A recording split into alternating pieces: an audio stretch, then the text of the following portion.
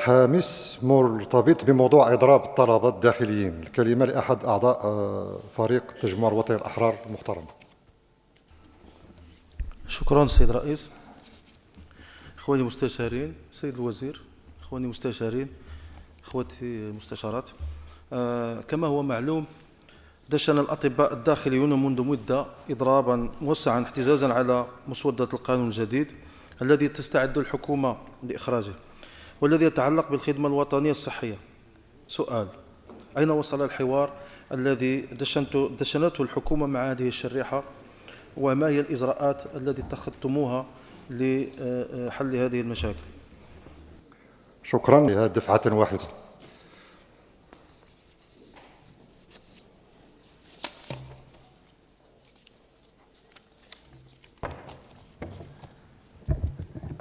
بسم الله الرحمن الرحيم، والصلاة والسلام على أشرف المرسلين. السيد الرئيس المحترم، السيدات والسادة المستشارين المحترمين، أريد بداية أن أهنئكم على الثقة التي حظيتم بها بانتخابكم أعضاء في إحدى أهم المؤسسات الدستورية ببلادنا، وأتمنى لكم حظا سعيدا ومسارا موفقا إن شاء الله في عملكم لما فيه خير بلادنا تحت الرعاية السامية لصاحب الجلالة الملك محمد السادس نصره الله. وأغتنم هذه المناسبة لأعرب لكم عن استعدادي التام والدائم للعمل معكم في تكامل وتعاون وتشارك لإنجاح كل مبادرة فيها خير لوطننا. فيما يخص أسئلتكم اللي تنشكركم عليها لتتهم الخدمة الصحية الوطنية وإضرابات الطلبة والأطباء الداخليين والمقيمين، أولا اسمحوا لي باش نشرح أمامكم أسباب النزول ديال هذه الأفكار ديال هذه المسودة مشروع ديال الخدمة الصحية الوطنية. المغرب ما يخفاش عليكم بلادنا تتعرف نقص حاد في الموارد البشرية، فبلادنا فيما يخص مهني الصحة احنا عندنا 1.51 مهني الصحة لكل 1000 نسمة، في حين أن المنظمة العالمية للصحة تتقول بالحرف إلا بغت أي دولة أنه تبدأ الإصلاح في قطاع، أنه تقرب الخدمات من المواطنات والمواطنين، خصها على الأقل 2.5 مهني الصحة ل1000 نسمة. احنا عندنا 1.51.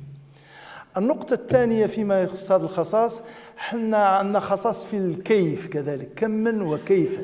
سوء التوزيع على الصعيد الوطني اللي تهم سوء التوزيع، مثلا عندنا 45% ديال الأطباء في محور الدار البيضاء والرباط، عندنا فقط 24% ديال الأطباء الذين يزاولون في العالم القروي المناطق النائية والمناطق الجبلية. فهذا الشيء شكل جوج ديال المشاكل، تسبب في جوج المشاكل. أولا هناك تفاوتات وفوارق كبيرة جدا بين من جهة العالم الحضاري ومن جهة أخرى العالم القروي، المناطق صعبة الولوج، المناطق الجبلية والمناطق الهشة واللي موجود فيها الفقر والهشاشة في البلاد.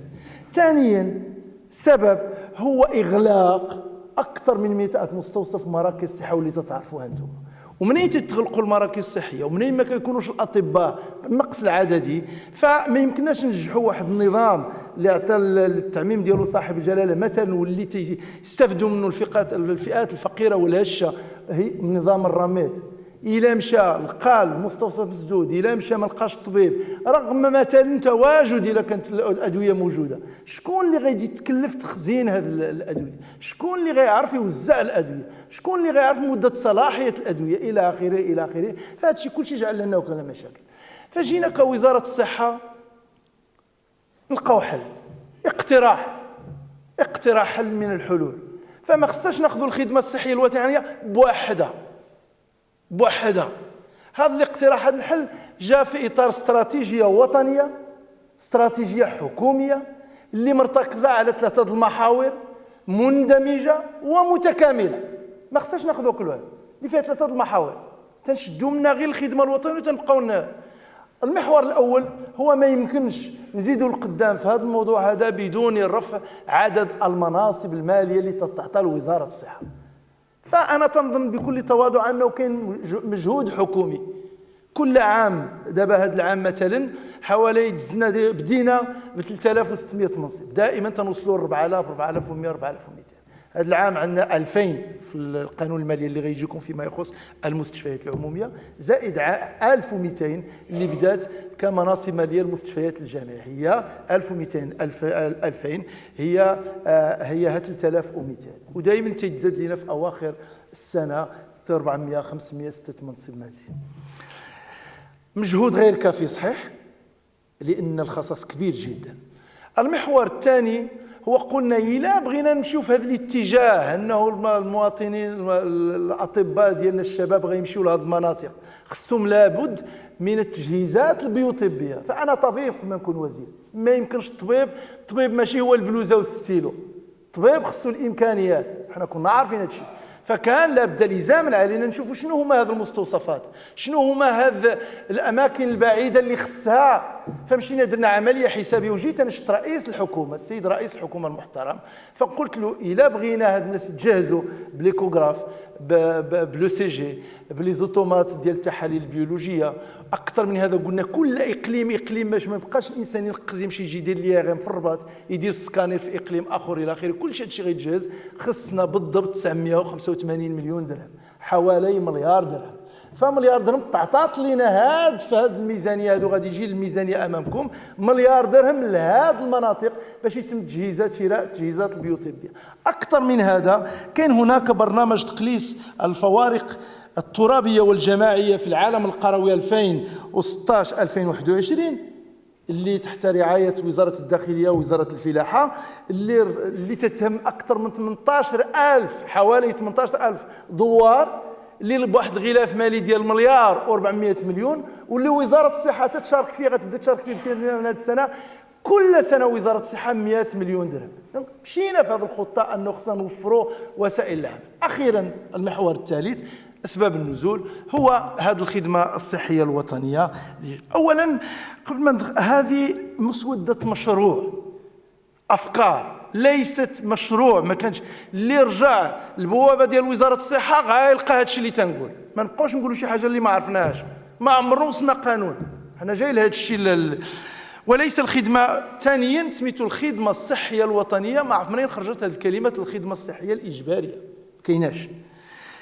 قلنا هذا مسوده مشروع فيه مجموعه افكار من اقتراح حكومي. اولا باش نذكر امامكم هذا الشيء ماشي المغرب جا فقنا في وزاره الصحه ماشي بوحدي، يعني مع الاخوات والاخوان، وقلنا غنخرجوا هذا المشروع. هذا المشروع موجود الان، دخلوا في بوابه المنظمه العالميه للصحه تلقاو 70 دوله بالضبط، 70 دوله على الصعيد العالمي اللي عندها هذا النظام. تركيا، اندونيسيا، هذا النظام شغال وغادي مزيان. كاين افريقيا الجنوبيه اللي فيها المشاكل، لان افريقيا ما تتسناش تيكون طبيب عاد تصيفطو. افريقيا الجنوبيه تتصيفط الطلبه ديال السنه السادسه والسابعه، انتقادات الى اخره. كاين تركيا، كاين اليابان الى اخره، كاين 70 دوله، ولكن كل واحد بصيغته، كل واحد ماشي نفس الصيغه، ماشي نفس. النقطه الثانيه، لماذا اقتراح هذه المسوده؟ اولا هذه المسوده من وجهه نظري من الوزاره تتمكننا ثلاثه ولا اربعه الحوايج اللي مهمه. اولا التوزيع المتكافئ على الصعيد الوطني باش ما يبقاش 45 هنا، النص بين الدار البيضاء والرباط والاخرين تاعنا. ثانيا بالنسبه لي تتمكننا من فرص الشغل. الانسان منين كان كيسالي من الكليه تيجلس في دارو ما عنده حتى درهم، دابا غيخدم عامين. الا مشينا في هذا الاتجاه، لو كان دابا تنعاود التاريخ ديال هذا عامين بواحد ماشي باش اللي تيتقالوا اللي سمعتوا حتى دابا انه بواحد القدر مالي، هذه ماشي سيرفيس سيفيل وماشي سيرفيس ميليتير. ثالثا انه غيمكن انا تنظن اكتساب التجربه. واحد الطالب اللي تيخرج لي بون دو لا فاكولتي ما عرفش يدير كابيني، تيلدو تيبقى يدور، هذه تتمكن لي عامين تيشوف اش من جهه غادي يمشي، واش يدير كابيني واش يدير لكني. ثالثا انه غتمكننا، وهذه عمليه حسابيه، انه غادي يتم تشغيل فتح وتشغيل جميع المراكز الصحيه والمستوصفات المغلقه.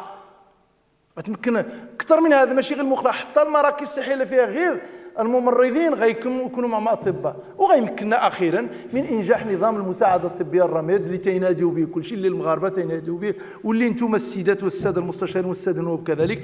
جل نص ديال الاسئله اللي تطرح ليا هو العالم القروي، اسباب عدم وجود الاطباء والمهنيين الى اخره. ولكن يا للاسف هذه المسوده المشروع غير درناها في البوابه ديال وزاره الصحه، تبعتها مغالطات صاحبه انطلاق النقاش. كيقولوا راه قانون جاهز، راه السيد وزير الصحه بغى يدوزو في سبتمبر، هاد الناس كيفاش غيمشيو يخدموا في هذه المناطق ب 2000 درهم؟ ما عمر من خرجت هذا 2000 درهم، غيمشيو بدون تغطيه صحيه، الوزير بغى غير يتفك منهم.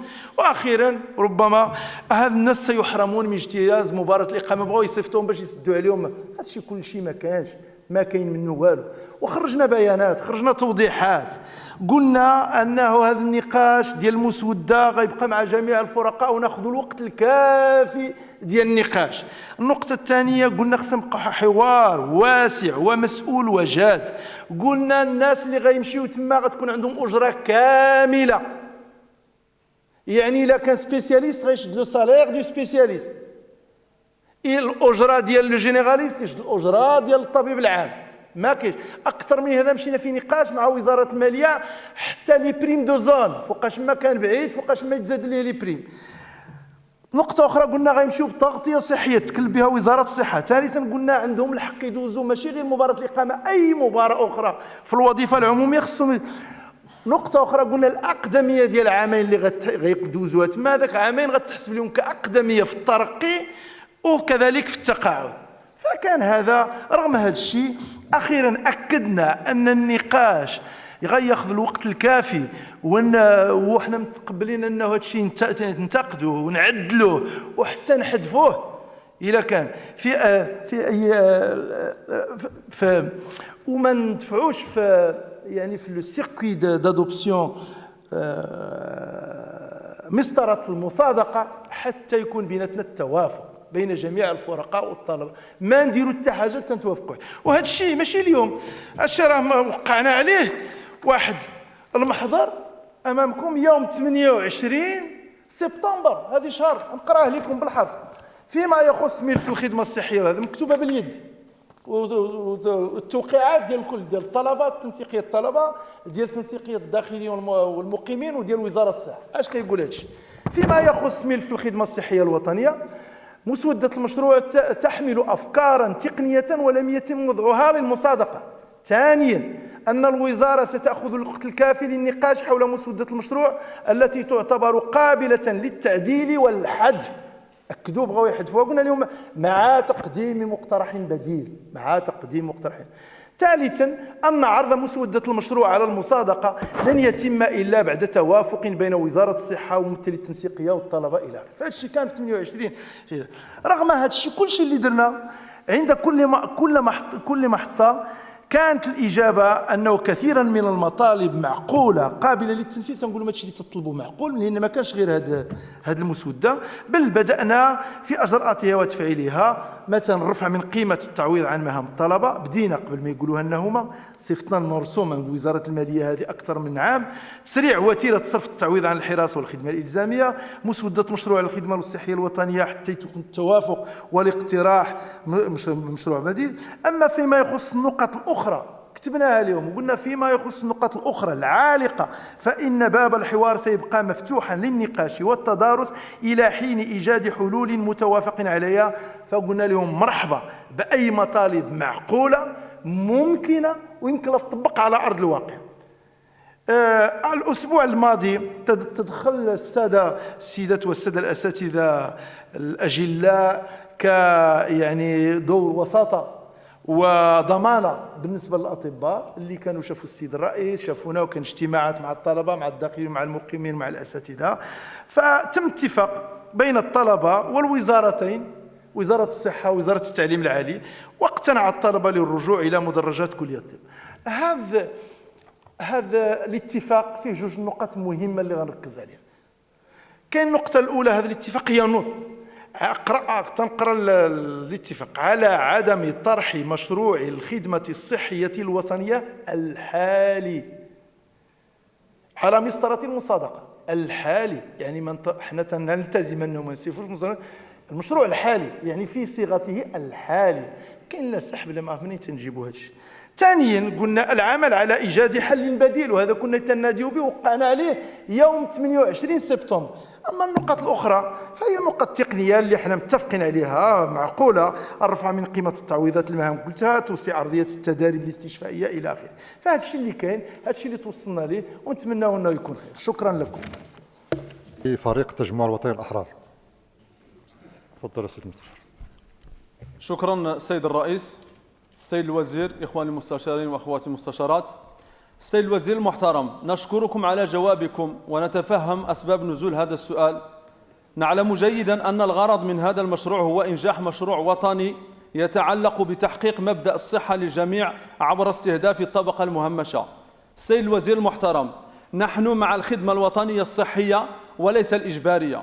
نحن مع توصيل هذه الخدمة الضرورية إلى الساكنة المهمشة المتواجدة في الجبال والمناطق النائية والمهمشة والصحراوية.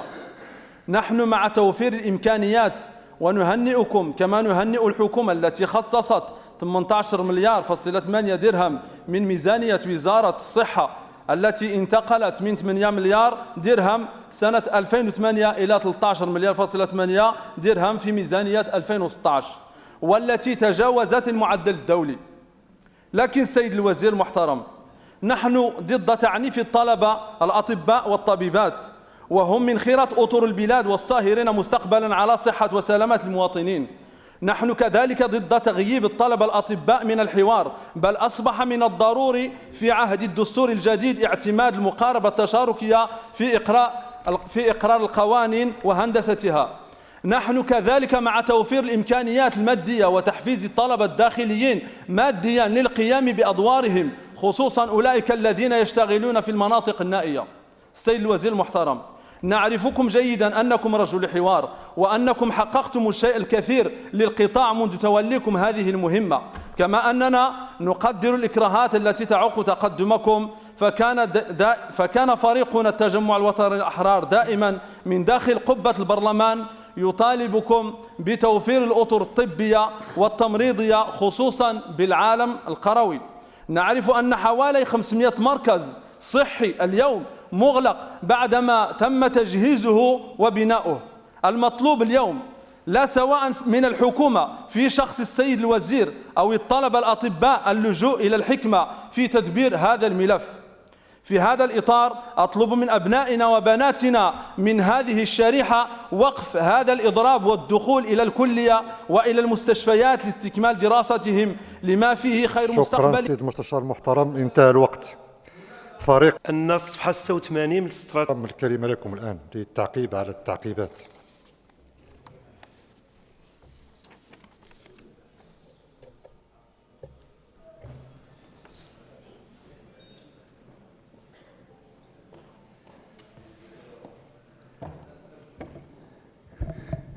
شكرا السيد الرئيس المحترم. اولا تنشكركم السيدات والساده المستشارين المحترمين على تدخلاتكم، على انتقاداتكم، على اقتراحاتكم، فمرحبا بها والف مرحبا. ولكن غتسمحوا لي انا غندوي معكم بقلبي، لان منين تنسمع شي حاجه ما نخليهاش، لان ما خصش المواطن يسمع شي حاجه ماشي هي هذيك.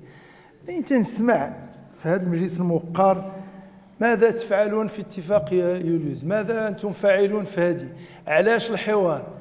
غير أذكركم، أنا ما بغيتش نقولها قبيله دابا غنقولها، أن غير هذا الاتفاق مثلا، غير هذه مسودة مشروع صيفطناها لجميع الفرقاء الاجتماعيين، وأعتذر سي جي ام، ولكن غنبقى نصيفط لكم لأن هذه اعتذار. صيفطناها اليوم ما صيفطوا لنا ولو جواب واحد ولو سطر. ما تنفهمش منين تصيفط لهم هذه شهرين ما تيجاوبوكش، وتنجيو في البرلمان ماذا انتم فاعلون، وما احنا فاعلون معكم، صيفطوا لنا ونقولوا لكم ونتناقشوا. ثانيا ما خصناش نسمعوا عطيني ارقام.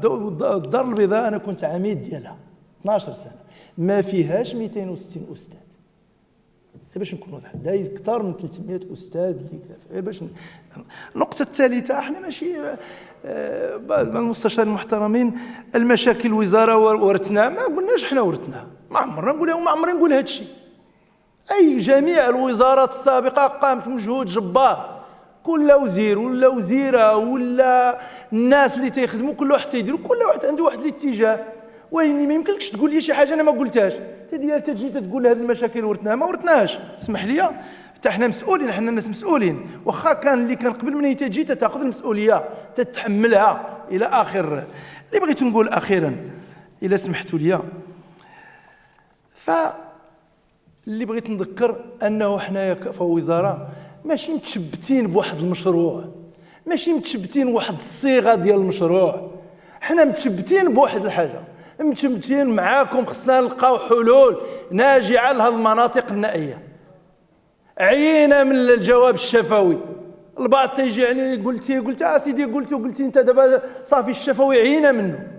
خصنا حلول معقوله. بعد هذا المسوده ولا هذا النقاش عنده ان ميغيت. شنو هو؟ تحيد الغبار على النقاش الحقيقي اللي خصو يوقع. النقاش الحقيقي علاش خصنا كيفاش نطوروا البنيات التحتيه ديال العالم القروي اللي فيها الصحه، اللي فيها المدارس، اللي فيها القناطر، اللي فيها جميع الاشياء، اللي فيها الماء، هذا هو النقاش الحقيقي. اما النقاش درتي ما درتيش وهذه، فانا ما بكل صراحه هذا النقاش ما فهمتوش. حنايا غادي نمشيو في هذا الاتجاه. شنو هي الديمقراطيه؟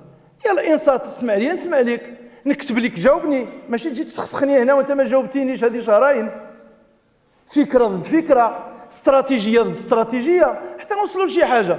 انت ما تتجاوبش، ما غير تسخسيخ، هذاك ساهل تجي وتبقى سميتو، هذاك ساهل. كنا حنا ساهلين. اخيرا اللي غنقول لكم هاد احيي الطلبه. انا نقول لك بكل اعتزاز، هذا راه ما فيش غالب ولا مغلوب. هذوك راه وليداتنا، والاتفاق اللي اتفقنا غنطبقوه وغنحترموه وغادي نعملوا على الاجراء ديالو والتفعيل ديالو. والسلام عليكم. شكرا.